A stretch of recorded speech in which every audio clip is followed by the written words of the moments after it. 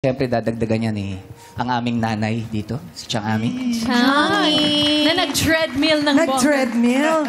40 kilometers. Yun pala yun. Ang daming nangyari, Chang. Daming nangyari.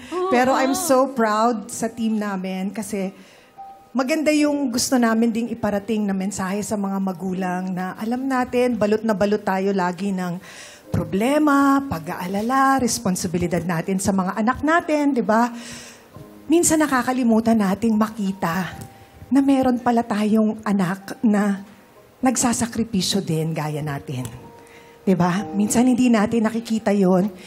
Siguro ito magandang paalala na ma-appreciate din natin yung mga anak natin na at yung magulang din na meron talagang anak na kayang magsakripisyo para sa buong pamilya.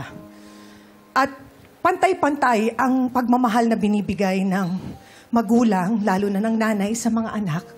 Pero minsan, may isang anak na maaring mas may pangangailangan siya. So siya yung parang napagbibintangan na, yan ang favorite kasi ganito.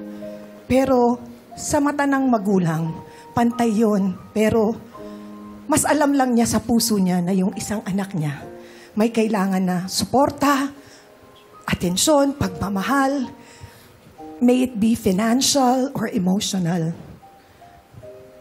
Merong ganong anak.